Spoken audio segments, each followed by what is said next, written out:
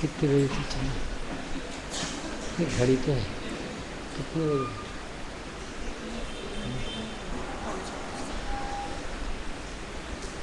जय श्री ओम नमः सिद्धाय। जय श्री ओम नमः सिद्धाय।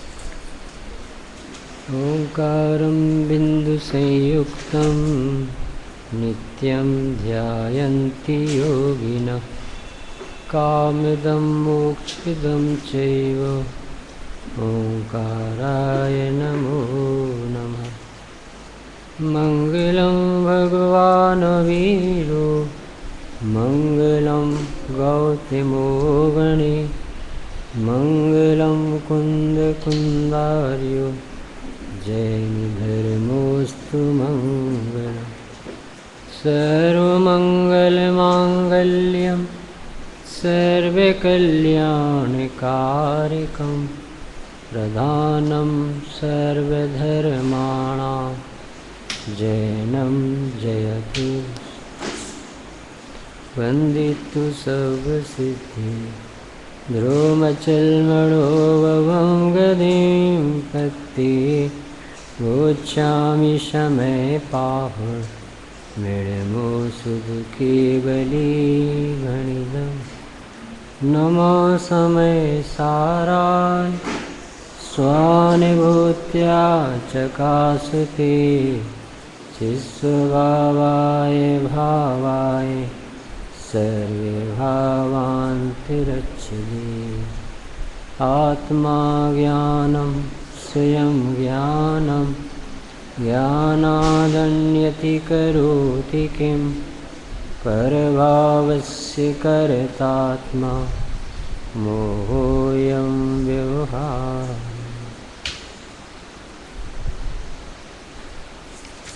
श्री समय सार जी ग्रंथादिराज में पूर्व रंग में 36 नंबर की है।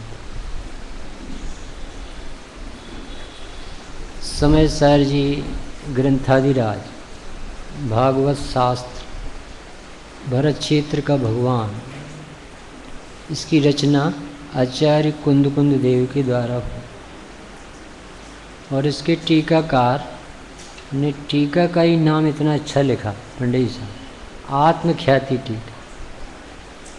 ऐसी प्रतिज्ञा की है ना कि मैं तुम्हें एकत्व विभक्त आत्मा को दिखाऊंगा, तो यही प्रतिज्ञा का निर्वाह। अमृतचंद्र देव ने भी किया, कुंद देव ने भी किया। हम सब जीव भूले हैं तो आत्मा ही को भूले हैं, और हमें समोस्तरण में भगवान की दिव्य ध्वनि सुनने मिलती है तो आत्मा ही को जानने के लिए मिलती। सारे पाप होते हैं तो आत्मविस्मरण से, सब पाप छूटेंगे तो आत्मा की आराधना से छूटे, और न कोई विधि है और न कोई उपाय है। हमारे भगवंतों ने 4 अनुयोग लिखे, प्रथमान युग, द्रव्यान युग, करणान युग और चरणान युग। द्रव्यान युग को छोड़ के 3 अनुयोग तो हमें यहाँ तक लाते, और सीधा स्वरूप का दर्शन कराने वाला यदि कोई अनुयोग है तो उसको कहते द्रव्यान योग। इसकी बातें बहुत अटपटी हैं, आसमानी स्तर पर लिखी गई, और इसे समझे बिना भव भ्रमण छूटने वाला नहीं। तो इस तरह से इस द्रव्यान योग अध्यात्म का ग्रंथ कुंद देव का ये सर्वोत्तम ग्रंथ समय सार। इसमें 36 नंबर की गाथा अपन पढ़ते और फिर उसका अमृतचंद देव की टीका से अर्थ समझें। लत्तिमं को विमोहो भोज्यदेव भोगे मिक्को तम मोहणे ममत्तं समयस्य वियाणयावेन्ति कुछ मोहे वो मेरा नहीं उपयोग केवल एक में ऐसे ज्ञान को ज्ञाय के समय के मोए निरममिता कहे। गाथा के ऊपर हेडिंग है, अब इस अनुभूति से प्रभाव का भेद ज्ञान कैसे हुआ। ऐसी आशंका करके पहले तो जो भावक भाव, मूल कर्म के उदय रूप भाव, उसके भेद ज्ञान का प्रकार कहते। फिर से जैन दर्शन यानी जो हमारा लक्ष्य है ना, निराकुलता, शांति, मुक्ति, भव का भाव, इसकी एक ही विधि है भेद विज्ञान। भेद विज्ञानता सिद्धा, सिद्धा एकिल कीच है। भेद विज्ञान से ही जीव सिद्ध हुए हैं और होंगे, और जितने भी जीव परिभ्रमण कर रहे हैं वो सब क्यों? भेद विज्ञान के अभाव से कर रहे हैं। यहाँ लिखा कि इस भेद विज्ञान से, अनुभूति से ये राग आदि मोह आदि भाव का कैसे अभाव हो जाता है। अब ये चर्चा यहाँ से 31 नंबर की गाथा से चालू की ना, जितेंद्रिय होने की विधि। तो जितेंद्रिय होने की विधि पंडित साहब अलौकिक है अपने, कि इंद्रियों को कुछ हाथ नहीं लगा, इंद्रियों से कुछ नहीं कहना, न आँखें फोड़ना है, न कान बंद करना है, न कुछ मुँह बंद करना है, बस नज़र बदलना। कैसी नज़र बदलना है? इंद्रियों को कैसे जीते? कि इंद्रियों से न्यारा हूँ, इंद्रियां मेरी कुछ नहीं लगती, इंद्रियों से ज्ञान नहीं होता, इंद्रियों से सुख नहीं होता। जी कौन सी विधि? कि यही लोकोत्तर विधि है। जगत जीव क्या करता है इंद्रियों की, कि आँख से कुछ देखा विकार आ गया, जैसे समझते जैसे आँख खराब है, फोड़ लो इन्हें, सूरदास बन जाता। जिनेन्द्र देव ने सिखाया कि जो तुझे दिखता है उससे नहीं दिखाई दिया, जिस साधन से दिखता है उस साधन से नहीं दिखाई दिया, और जहाँ से दिखाई दिया उसकी जीव को खबर नहीं। उसका परिचय होगा तो इंद्रियों का पक्ष, विषयों का पक्ष, संसार का पक्ष छूट जाए। जो है जहाँ वहीं रहने दे, केवल दृष्टि मोड़ ले। किसने कहा निकल तू घर से, महल अटारी छोड़। सारा जगत और अपने अन्य नियुक्त कहेंगे सब छोड़ो, पर ये अध्यात्म ग्रंथ कहते हैं कि किसने कहा? तुम्हारी चीज है क्या जो तुम छोड़ो?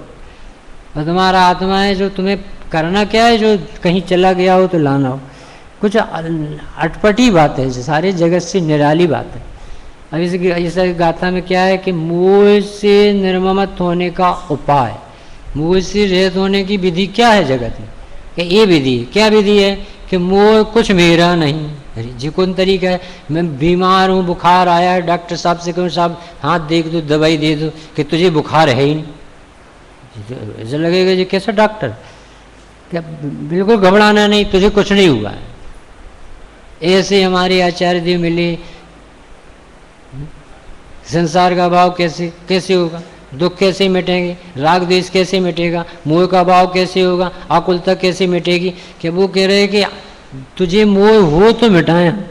सुनना जरा क्या गजब की विधि कि जगत से न्यारी चर्चा। जबकि मोह नहीं हो तो फिर यहाँ बैठे कैसे? जबकि मोह नहीं हो तो अभी ये आप का स्वरूप कैसे समझते हैं? और अपने भगवान जो मिले हैं वो मोह को ही मिटाने के लिए तो मिले। अभी बच्चे ने कितना अच्छा प्रवचन किया कि हमारे भगवान भीतरागी सर्वज्ञ होते हैं। ये समंतबद्ध देव ने पहचान की, समर्पित हुए तो इन दो लक्षणों से हुए।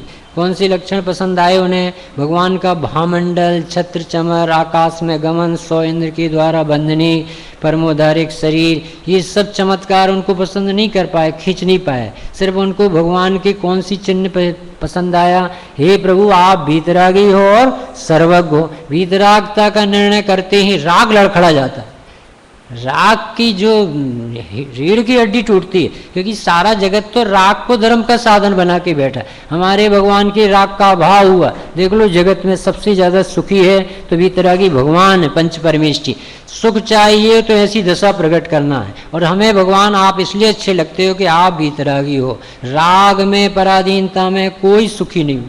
वीतरागी हुए बिना कोई सुखी हो नहीं सकता। चैलेंज। समंतबद्ध देव कहते हमें तो आपकी भीतरागता खींचती, यानी जितना बड़ा विष और आपको इष्टनिष्ट नहीं दिखता, काम नहीं दिखाई देता, हेर फेर करना दिखाई नहीं देता। आपकी कैसी नजर है कि आपके आराध्य भीतरागी भगवान है। समझ जीव को कौन भगवान पसंद आए? वीतरागी भगवान पसंद आए। हम जिस राग को धर्म मानते थे, जिसे साधन बनाते थे, आचार्य जी कहते कि राग आत्मा की चीज ही नहीं है, वो पहले ही उड़ गया, 12वें गुरुस्थान में उड़ गया, तब भगवान को सर्वज्ञता प्रकट हुई।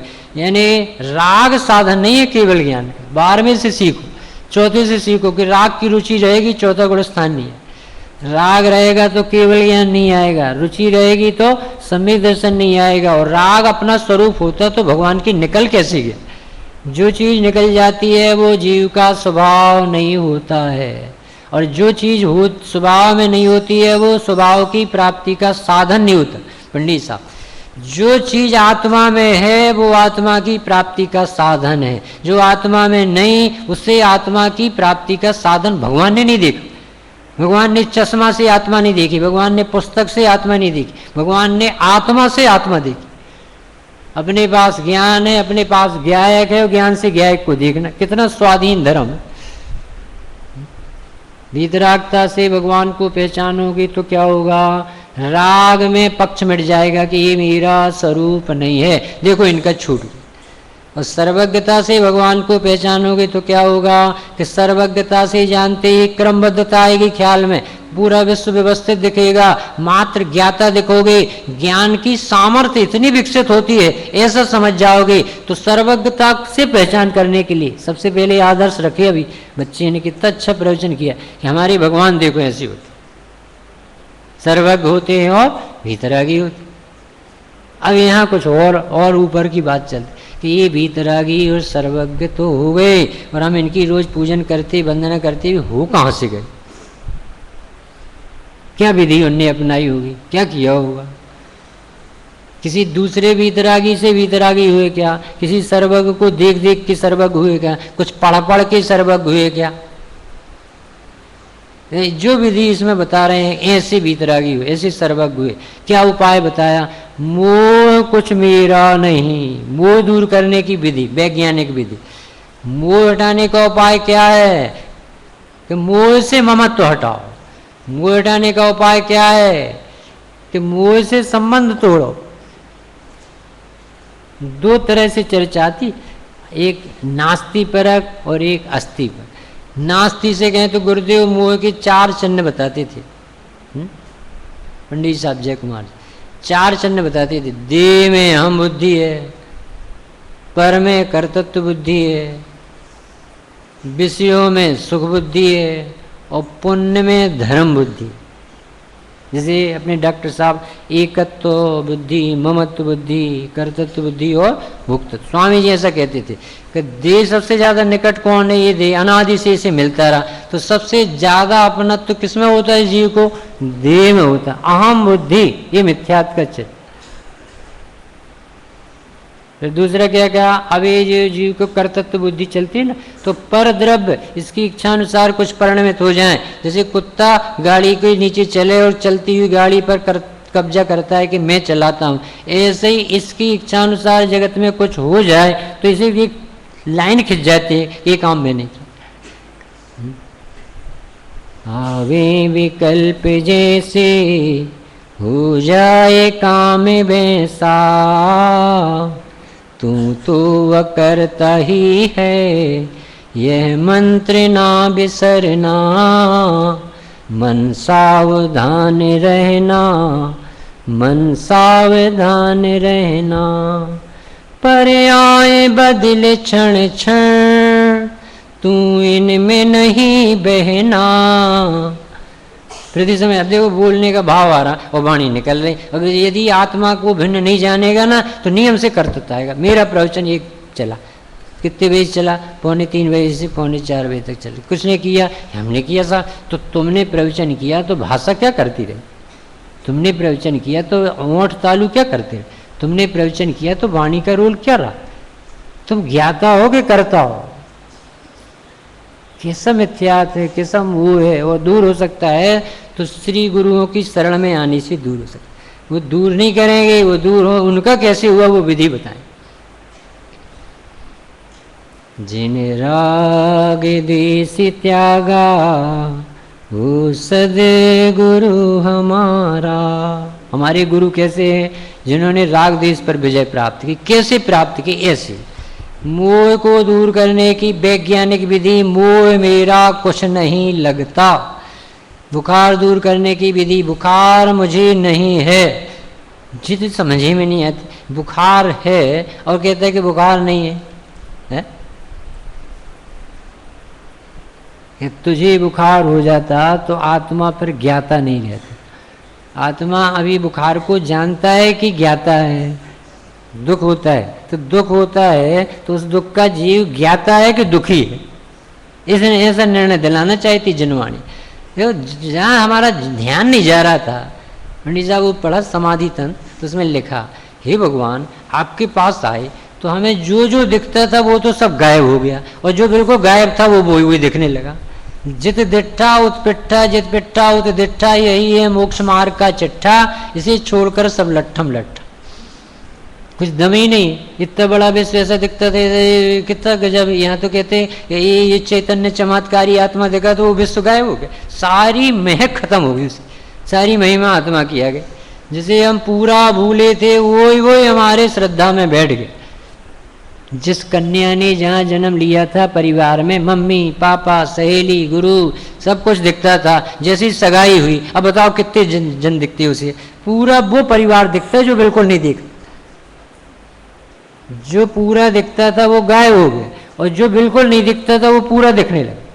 सर्वस्व समर्पण उस घर में हो गया। इस समाधि तंत्र में पूज्यपाद स्वामी ने कहा, हे प्रभु आपके शरण में आने पर तो चमत्कार हो गया। हम जिस आत्मा को बिल्कुल नहीं जानते थे, बिल्कुल भूले हुए थे, अब तो हर बात में आत्मा दिखता। कैसे? अभी हमें सुनाई दे रहा है कि नहीं, कि सुनाई नहीं दे रहा, जान रहे कि किस सुनाई क्यों नहीं दे रहा है? क्योंकि हम कान नहीं है, हम ज्ञान है। सुनाई देता है कान से और जानना होता है ज्ञान से। तो हम ज्ञान स्वभावी हैं कि कान स्वभावी? इधर सोच बदल जाएगी भगवान के पास आने। इसलिए वीतरागी सर्वज्ञ देव के पास आए अपन सब। नित्यतम नाश बेको, ज्ञान के प्रकाश बेको। देखो भगवान ने अपने दर्शन मोहनी को नहीं हटाया। उनको इतनी फुर्सत नहीं है कि वो अपना आनंद छोड़ दें। कभी आप विचारना, आदिनाथ स्वामी मुनि दशा में थे और उनको 6 महीने तो आहार में उठने का विकल्प नहीं आया, ध्यान में बैठे। फिर उठने का भाव आया तो 6 महीने और 7 दिन या 7 महीने कितने दिन तक गमन किया।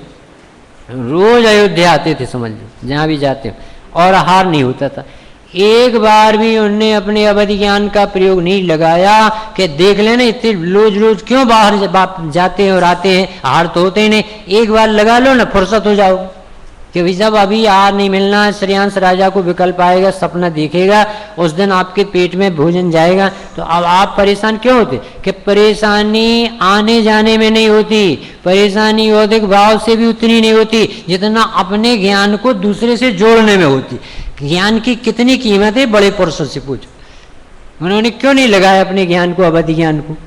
ज्ञान को आत्मा में लगाएं कि उसे उसमें लगाएं। कौन सी विद्या पढ़ी होगी इनने जिससे उनका एक एक समय ज्ञान का कितना कीमती लगता होगा। अवधि ज्ञान है अब प्रयोग नहीं करते, मने पर्याय ज्ञान है प्रयोग नहीं करते। दिगंबर मुनिराज से पूछो कि प्रभु आपको 80-80 साल के हो रहे और अवधि ज्ञान नहीं हो रहा है, तो आप क्या कर रहे हो? समाधि की तरफ जा रहा है जीवन। कि भैया अवधि ज्ञान चाहिए किसे? क्यों नहीं चाहिए आपको? कि अवधि ज्ञान में दिखता क्या है? कि पुद्गल ईसो तो विषय बनता, हमें नहीं देखना पुद्गल, उससे तो हम हट के आए। कि मने पर्याय ज्ञान ले लो आप, तो मने पर्याय ज्ञान में भी क्या दिखेगा? कि तुम्हारे मन की गंदी बातें दिखेंगी, तुम करें क्या? ना हमें अवधि ज्ञान चाहिए न मने पर्याय ज्ञान चाहिए, हमें तो आत्मा चाहिए, वो मिल गई। 80 वर्ष में भी केवल ज्ञान नहीं हो तो चिंता नहीं करते, क्योंकि केवल ज्ञान रखेंगे कहाँ? इतना ज्ञान भरा पूरा दिखता है। माँ पूर्ण मादंत विमुक्त में कम, परिपूर्ण भगवान दिखाई देता, उसमें सम्यक दर्शन होता।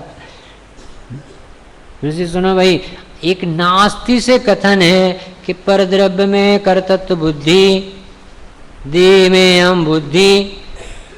तीसरी है पुण्य में धर्म बुद्धि। कौन सी बुद्धि है? पुण्य में धर्म बुद्धि है, सबको होता है कि देखो इतने दिन से लगे धर्म में, जबकि धर्म वितराग भाव का नाम है। पुण्य तो स्वयं विकारी भाव है, बंध साधक भाव है, जिससे बंधन होता है उससे मुक्ति नहीं होती है। और चौथा है विषयों में सुख बुद्धि। सब जीवों के क्या, चाहे धंधा करें, चाहे मंदिर जाएं, चाहे विधान करें, चाहे शिखर जी, सबके चित्त में एक धुन रहती है, किसी तरह से हमारी अनुकूलता बनी रहे, हम मर के नरक न जाएं, मर के हमें स्वर्ग मिले, मनुष्य पर्याय मिले, अनुकूलता बनी रहे, कि यही तो मिथ्यात्व है। और कौन सा मिथ्या? इसी मिथ्यात्व को तो उखाड़ के फेंकने के लिए कमर कस के तैयार है अमृतचंद कुंदकुंदी, कि मैं मोह की सेना पर विजय प्राप्त करने के लिए कमर कस के तैयार हूं। सबसे बड़ा शत्रु कौन सा है? आत्म अनभिज्ञता, अज्ञान, मोह, आत्म अरुचि, आत्मा का अस्तित्व भाषित नहीं होना, अपना अस्तित्व जड़ में भाषित होना। तो उसे दूर करने की विधि बता रहे हैं। देखो, पहले तो अपना लक्ष्य होना चाहिए, क्योंकि एक जैन दर्शन में ही इलाज है मोह का, और किसी भी पैथी में ये इलाज नहीं। क्यों है जैन दर्शन में? क्योंकि जैन दर्शन किसी व्यक्तिवादी दर्शन नहीं है, वस्तुवादी दर्शन, आत्मवादी दर्शन है। ये जैसा स्वरूप प्रकृति का है उसका ज्ञान करा के जीव को निर्भर करता। अन्य मत देखो किस तरह से चलते। मोहम्मद जो मुसलमान मत है तो वो व्यक्ति से चलता, मोहम्मद कोई व्यक्ति होगा। ईसाइयों का मत किससे चलता? ईसा से चलता। बुद्ध मत, बौद्ध जो लोग होते वो काय से, किसके अनुसार चलते? बौद्ध मत मानते। जैन दर्शन बताओ महावीर का मत है कि आदिनाथ का मत?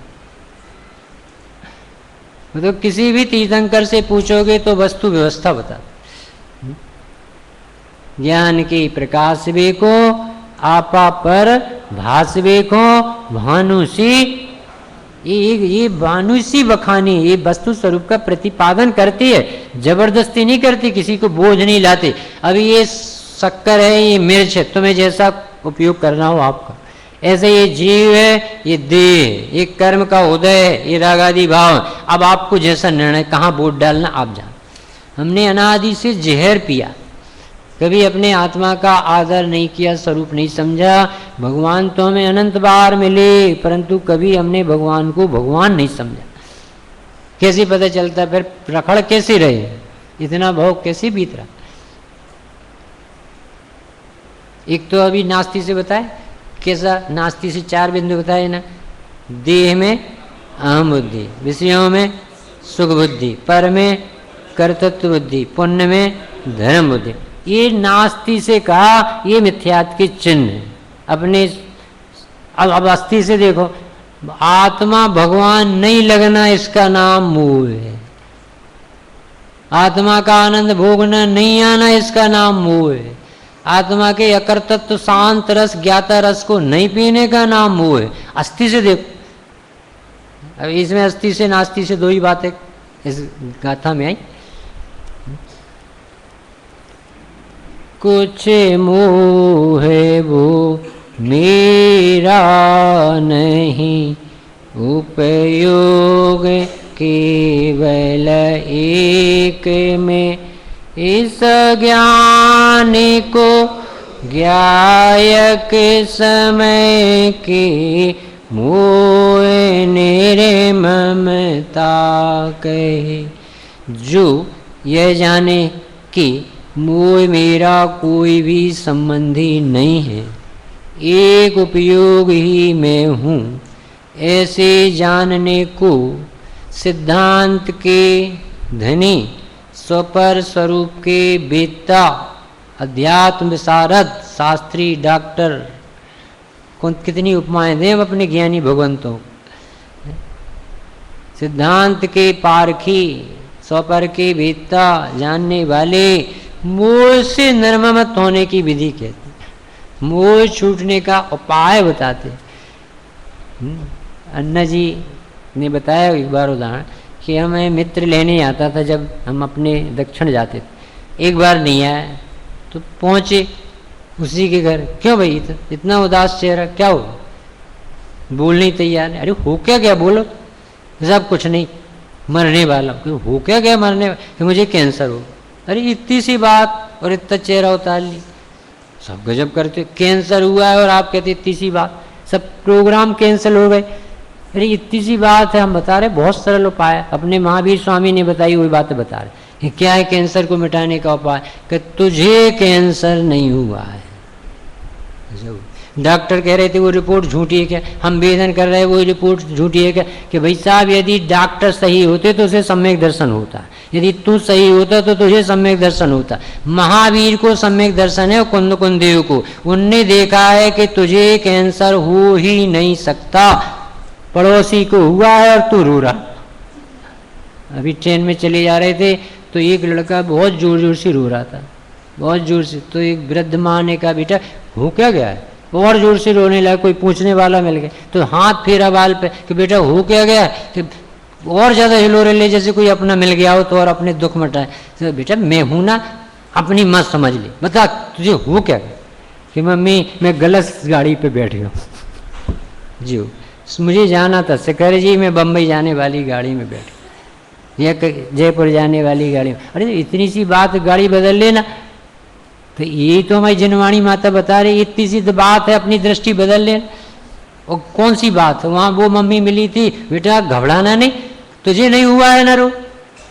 ये छोटा मोटा इलाज नहीं है, विश्व का सर्वोत्तम इलाज है, इससे बड़ा भगवान ने इलाज नहीं दिया। हम किसी सोच रहे थे कि मिथ्यात्म नाश हुए को रटते रटते गला सूख जाए तो भी नहीं नाश होगा। वो कह रहे कि आत्मा में मिथ्यात हो तब तो नाश हो ना।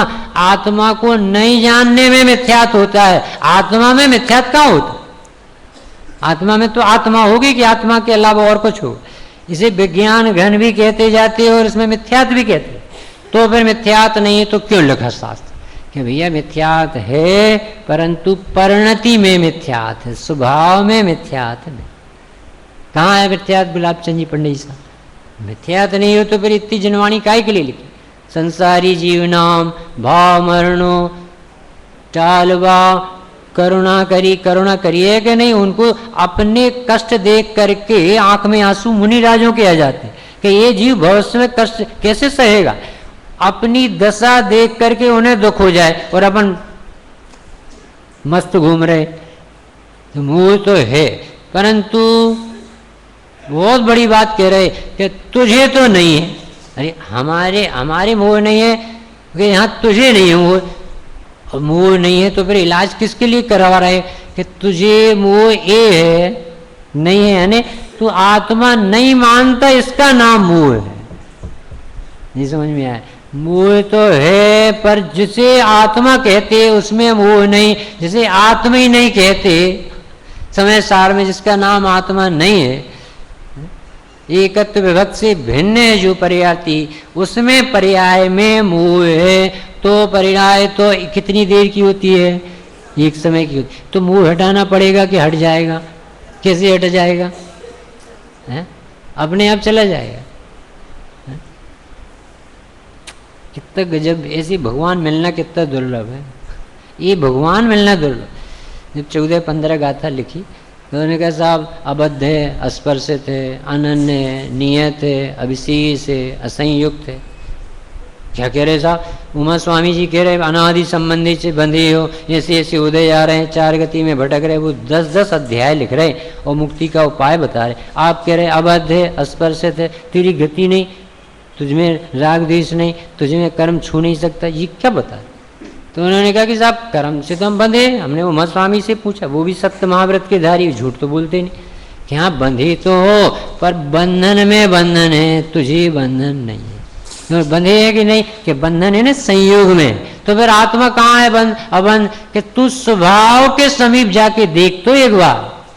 कितना सरल उदाहरण दिया कमलनी पत्र का, कि कमलनी पत्र को देखने की 2 आंख है।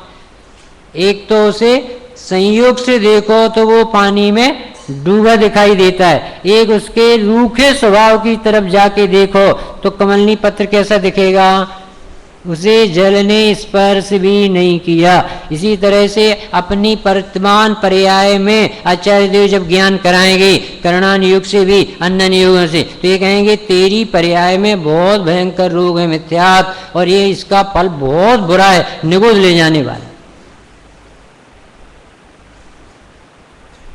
तो दूर कैसे हो कि तेरे स्वभाव में रंच मात्र मोह नहीं है।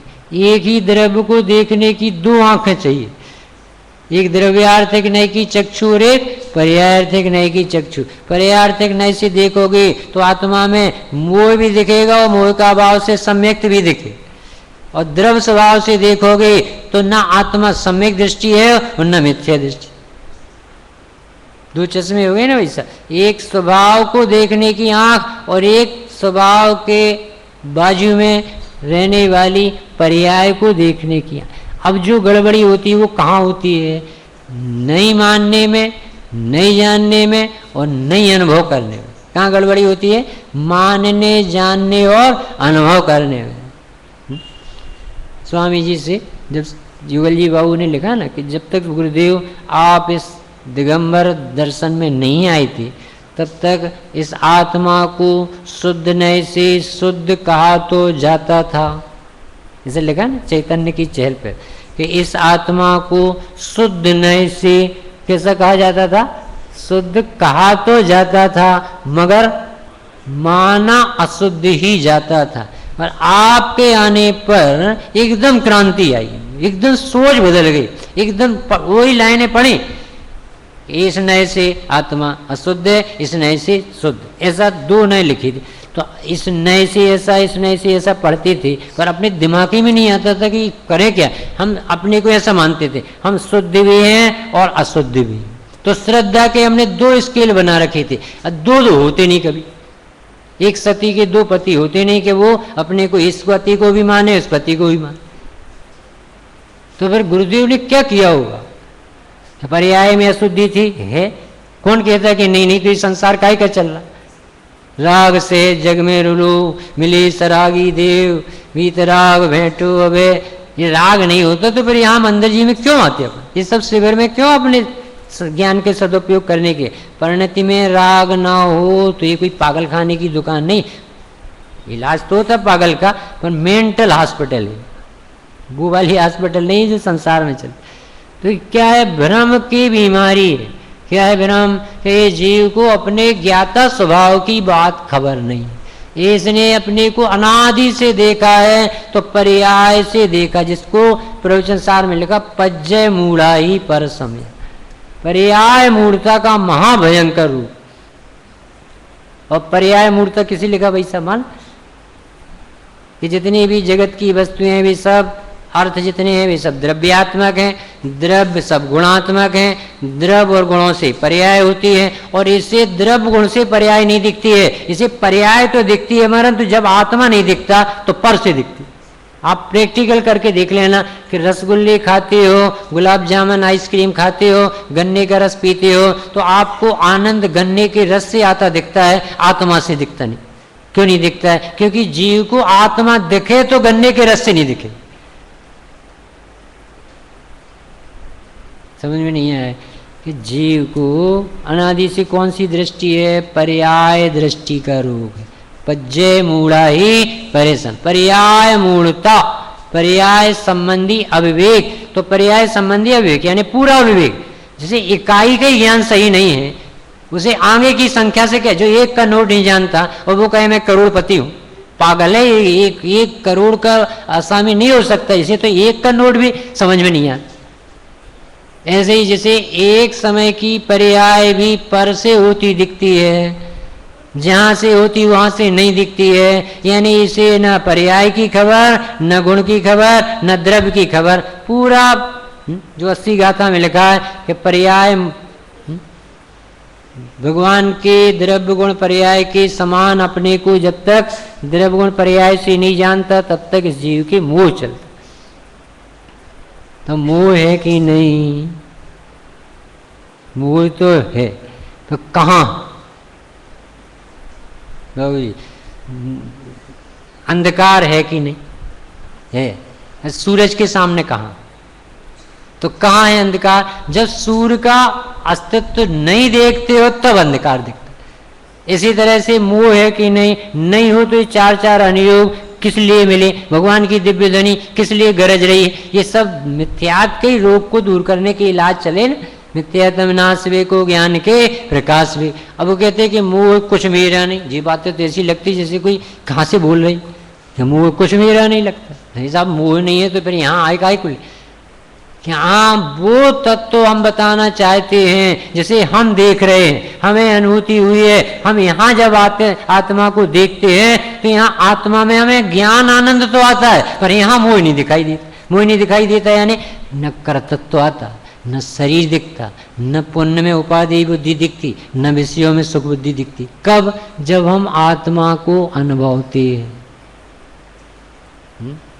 सतत मन भवामो अनंत चैतन्य चिन्हम न खलु यस्माद अन्यथा साध्य सिद्धि।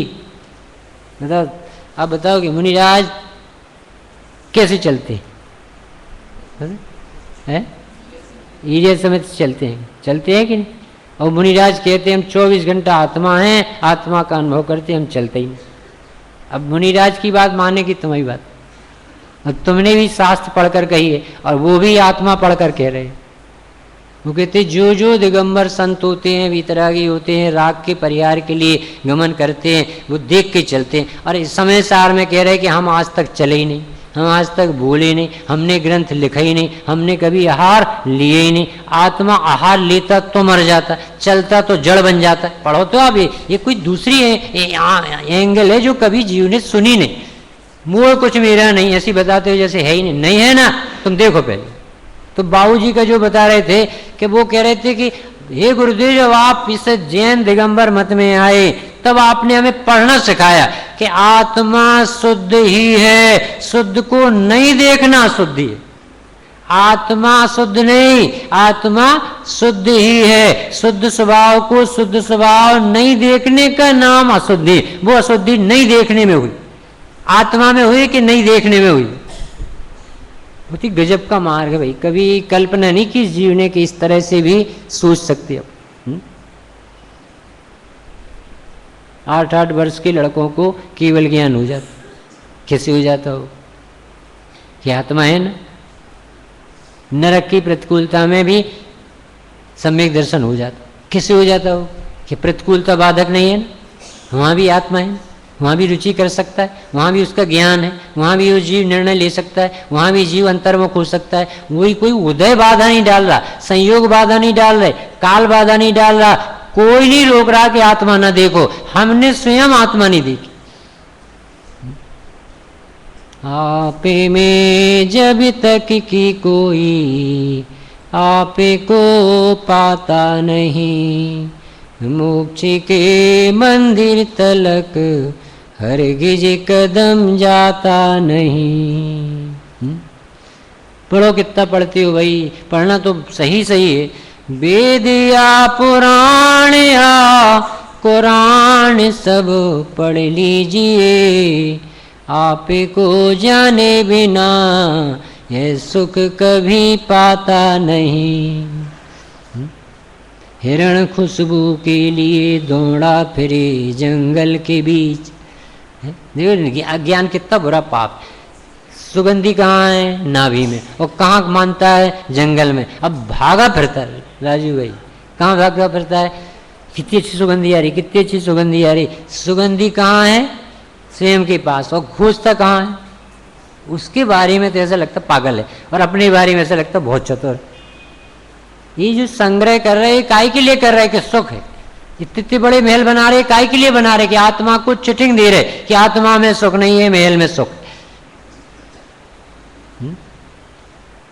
एक जगह ऐसी मीटिंग हो रही थी और डॉक्टर साहब पहुंचे। अपन ने किसी से सुना था, तो उस मीटिंग में चर्चा हो रही थी कि पता नहीं कांजी स्वामी को, डॉक्टर साहब को क्या हो गया। ये लोग कहते पुण्य है, पुण्य है। अरे देखो तो अपन को जो काजू किशमिश अखरोट बादाम पिस्ता मिल रहे हैं, ये सब पुण्य की उदय से मिल रहे हैं। आइसक्रीम मिल रही, ठंडी हवा मिल रही, मकान मंदिर जो भी मिल रहा, कपड़े मिल रहे, बुद्धि मिली, ये सब पुण्य की उदय से मिली। डॉक्टर साहब को नहीं जाने क्या हो गया, और स्वामी जी को ये सब कहते रहते हैं, हमें तो समझे में नहीं आया। तो डॉक्टर साहब पहुंचे और उन्होंने कहा सचमुच में शांतिनाथ कुंथनाथ अरयनाथ की आंख में कुछ खराबी थी, कुछ खराबी रही होगी, तब तो उन्हें संसार में सुख नहीं दिखा, उन्हें आत्माराधना, तुम्हें ज्यादा आंख अच्छी मिली।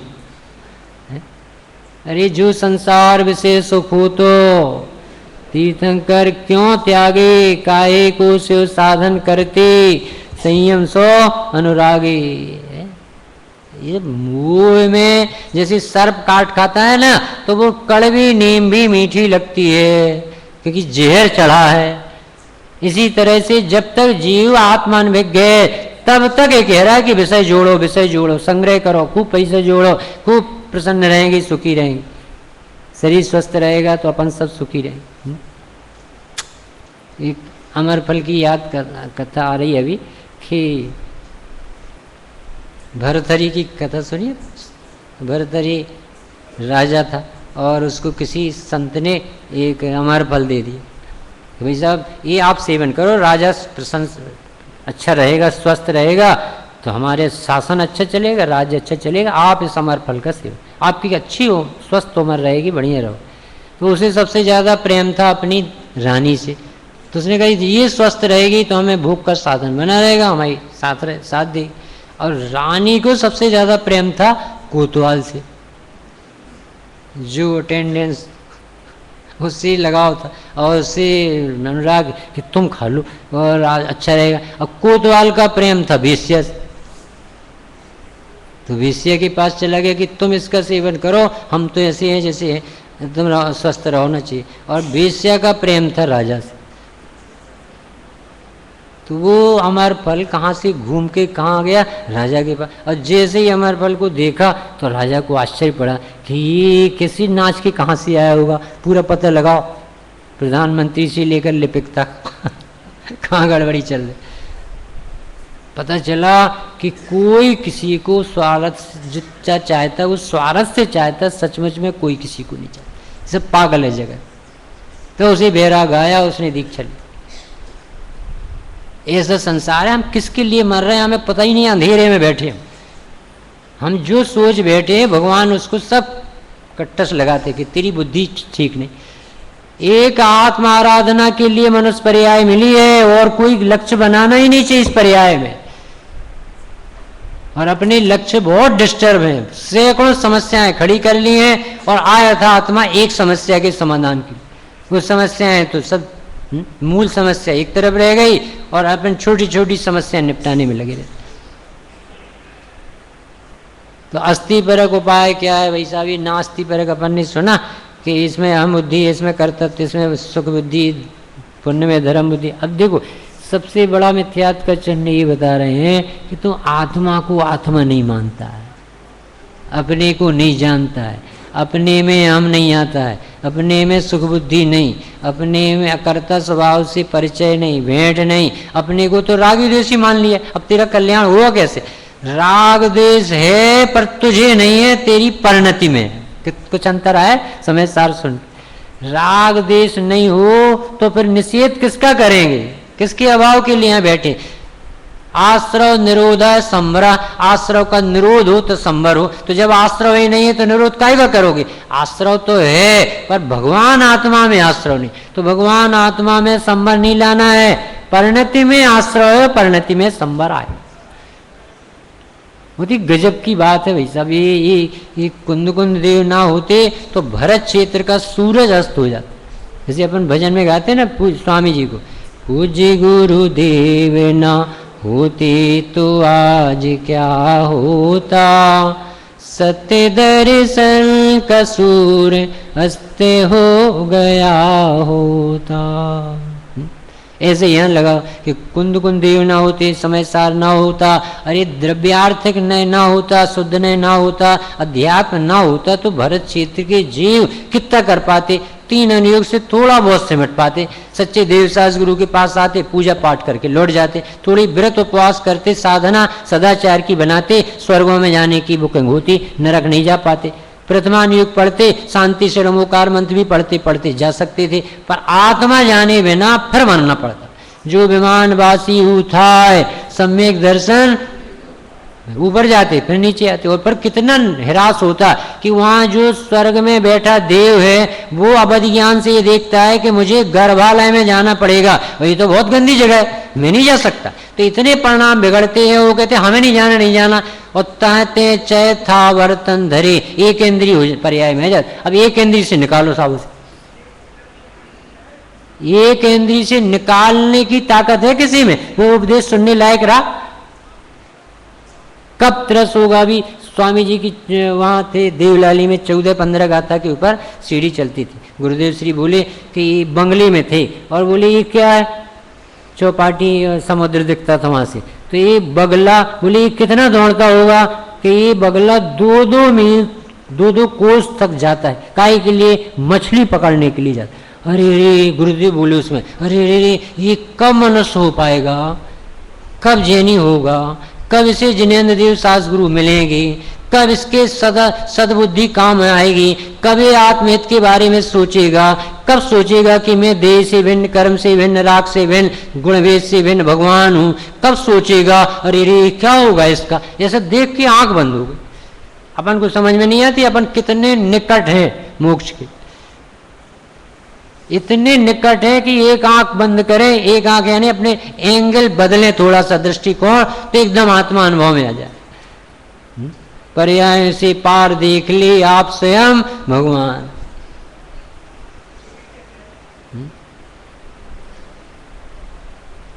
अपनी सुध भूल आप दुख पाए, ज्यों सुख नभ चाल विसर नलिनी लटकाए। मतलब तोते ने नलिनी को स्वयं ने पकड़ रखा है और स्वयं कहता है इसने पकड़ रखा है। इसे उड़ना चाहे तो स्वतंत्र है, इसे कोई नहीं रोक रहा, उड़ने में समर्थवान है, इसका कहीं उड़ने का स्वभाव गया नहीं, पर उसने हिम्मत हार दी।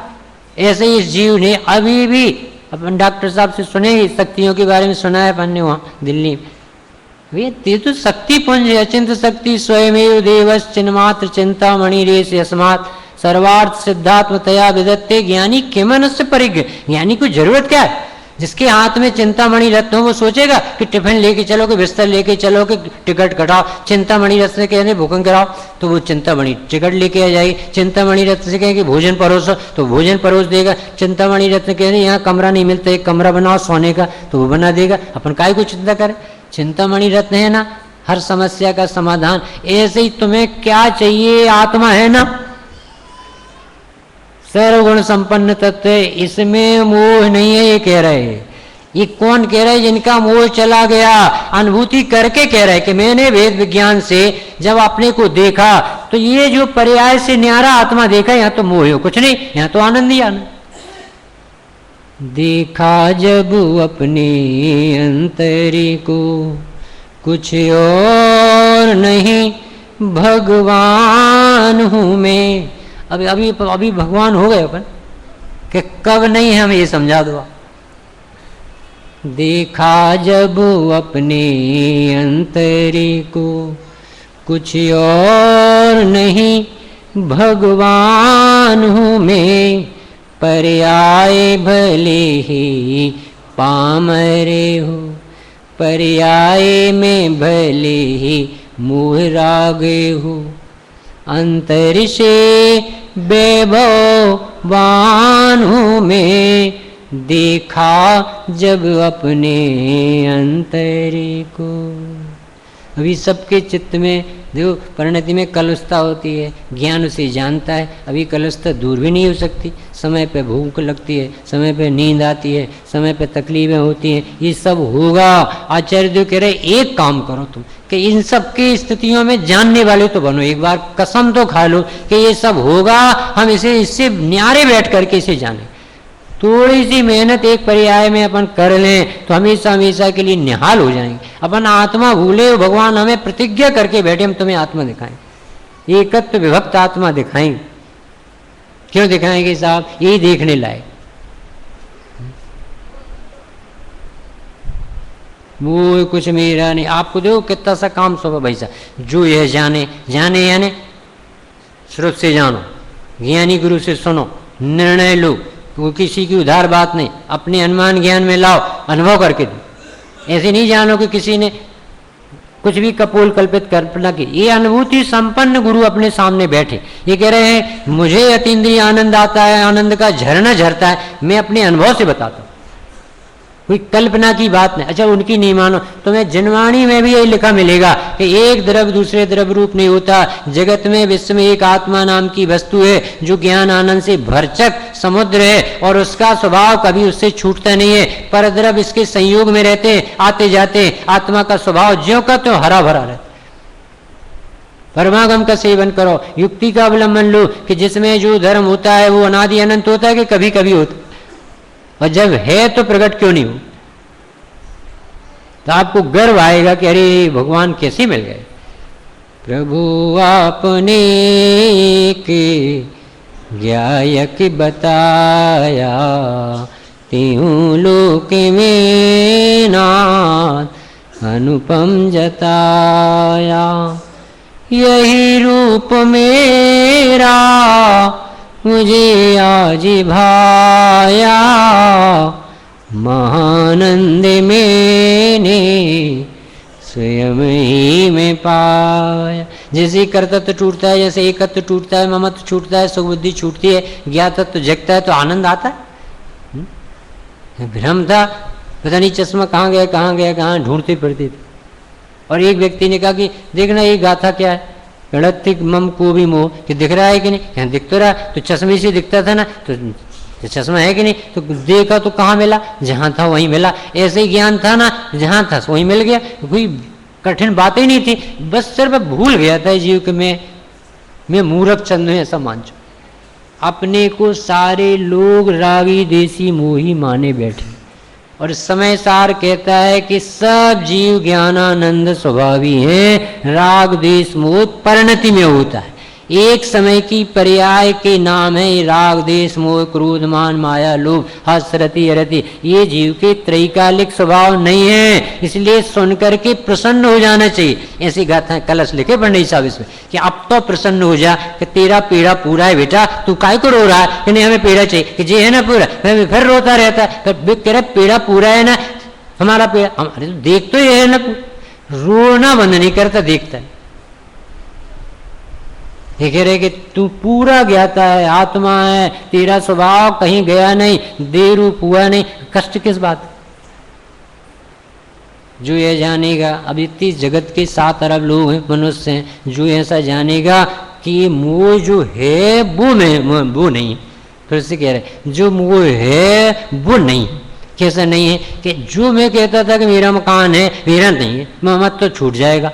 अभी जब तक अपन अज्ञानता से निर्णय नहीं लेते तब तक उसे मोह कहते, और जैसे ही निर्णय लेता है कि जड़ जड़ है जीव जीव है, मोह चला जाता। इस तरह से एक उपयोग ही में ये अस्थि पर। अभी नास्ति से क्या कहा, ये मैं नहीं हूं, अस्थि से क्या कहा, ये मैं हूं। तो देखना उपाय क्या है, मोह हटाने का उपदेश होता है। मोह हटाया नहीं जाता, हट जाता है। भूख मिटाई नहीं जाती, भोजन किया जाता है। भोजन करते ही भूख मिटती है। ऐसे ही राग हटाया नहीं जाता, राग हट जाता है। कब, जब ज्ञान खड़ा हो जाता है। जैसे प्रकाश सूर्य के प्रकाश स्रोत के सामने अंधेरा ठहर नहीं सकता, ऐसे ही आत्मा की समझ अनुभव के सामने कर्तृत्व खड़ा नहीं हो सकता, विषय में सुख बुद्धि खड़ी नहीं हो सकती। इस तरह का इलाज सर्वज्ञ देव के माध्यम से, कुंदकुंद देव के माध्यम से अपन को मिला है। इस सब का हम सब लाभ लेंगे। ऐसी मंगल।